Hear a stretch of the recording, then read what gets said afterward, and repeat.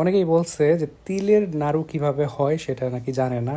তো আজকে দেখাতে চলে আসলাম তিলের নাড়ু কিভাবে হয় সেটা। তো প্রথমে এখানে দেখতেছেন যে তিলের নাড়ুর যেই ডোটা সেটা এখানে নেওয়া হয়েছে এবং আমি নিজেই বানাইতেছি। এখানে দেওয়া হয়েছে তিল, একদম কালো যেই তিলটা থাকে বাজার থেকে পাওয়া যায় সেই কালো তিলটা, এটা অনেক ঘ্রাণ হয়। সাদাটা দিলে কিন্তু হবে না, সাদাটা অত বেশি ঘ্রাণ হয় না, এটা একটা বড় ইস্যু। সেটা হচ্ছে অবশ্যই কালো যেই তিলটা ওইটা নিতে হবে। তো কালো তিলটা নিয়ে আগে খোসা ছাড়াইতে হবে ওই ছালার বস্তার মধ্যে, চটের মধ্যে এগুলোতে ডলে তারপরে খোসা ছাড়াইতে হয়। এটা অনেক কষ্ট বাই দ্য ওয়ে, এটার ভিডিও অবশ্য না করি নাই কারণ ঘাম ছিটে গেছে অনেকগুলা এরকম ডলতে ডলতে। তারপরে ওই খোসা ছাড়ানো এটা দিয়ে দেন ভেজে ওটার সাথে নারিকেল মিক্স করে যে আখের গুড়, সেই আখের গুড়টা এখানে মিক্স করা হয়, তাতে করে অনেক ঘ্রাণ একদম স্মেলি একটা ব্যাপার কাজ করে। তো অনেক টেস্টি হয়। বেসিক্যালি অনেকে নারিকেলের নাড়ু খাইছে বা বিভিন্ন ধরনের নাড়ু খাইছে, বা তিলের নাড়ু এটা অসাধারণ, মানে অসাধারণ, আসলে অনেক বেশি মজা, এত মজা লাগে এটা খাইতে। দেখেন আমার হাত একদম তেলতেলে হয়ে গেছে, কারণ তিলের তেলটা অনেক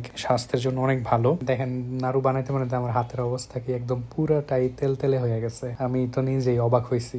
এই নিয়ে আমি কয়েকবারই বানাইছি, অনেক মজা লাগে, আমার অনেক ফেভারিট, আমার অনেক প্রিয়, এটা অনেক পছন্দের, এই জন্য প্রায়ই বানানো হয়, অনেক মজা লাগে। সো যারা বলতেছিলেন যে তিলের নাড়ু কিভাবে হয় তাদের জন্য মূলত এই ভিডিওটা, যারা জানে তাদের জন্য অবশ্যই না। আর বাই দ্য ওয়ে অনেকগুলা বানাই ফেলাইছি, এখন শুধু খাওয়ার পালা। এত মজা লাগছে, আমি তো বানানোর সময় কয়েক মোট বইরা বইরা খাইছি।